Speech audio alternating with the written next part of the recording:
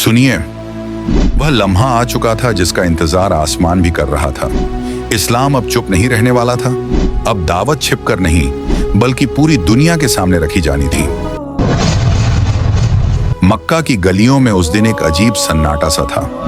लोग अपने काम में लगे हुए थे, लेकिन हवा में कुछ अलग महसूस हो रहा था। इसी बीच हजरत मोहम्मद सफा पहाड़ की तरफ बढ़े, वह जगह जहां से पूरी मक्का की नजरें एक ही दिशा में टिक जाती थीं।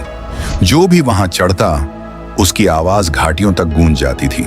लोगों ने उन्हें देखा और एक एक करके कुरैश के बड़े बड़े कबीले, छोटे छोटे घर, राह चलने वाले सब इकट्ठा होने लगे।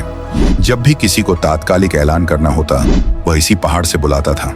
आज वहीं पर नबूवत की पहली खुली दावत दी जाने वाली थी। भीड़ पूरी तरह जमा हो चुकी थी और फिर उन्होंने पुकारा, ऐ कुरैश के लोगों, अगर मैं तुम्हें बताऊं कि इस पहाड़ के पीछे दुश्मन हमला करने के लिए खड़ा है, तो क्या तुम मेरी बात पर यकीन करोगे? भीड़ एकदम खामोश। फिर हर तरफ से आवाज आई, हाँ, हम हमेशा आपको सच्चा पाते आए हैं, आप झूठ बोलना नहीं जानते। यानी पूरा मक्का पहले ही गवाही दे चुका था कि वह सादिक हैं और अमीन हैं। यही वह पल था जहां से पहली दावत शुरू हुई। उन्होंने कहा, तो जान लो, मैं तुम्हें एक बड़े अजाब से आगाह करने आया हूं। अल्लाह एक है, उसके सिवा कोई इबादत के लायक नहीं। इतिहास गवाह है, मक्का पहले कभी ऐसे कलाम का गवाह नहीं बना था।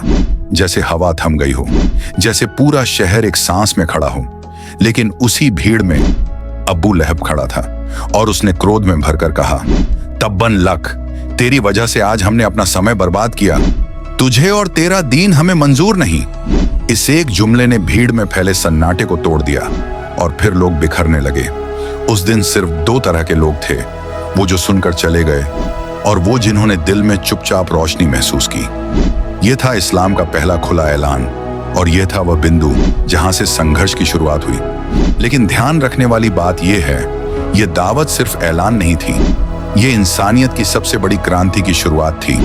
यही वह दिन था जब सच्चाई बोल दी गई थी और अब कोई पीछे मुड़कर देखने वाला नहीं था।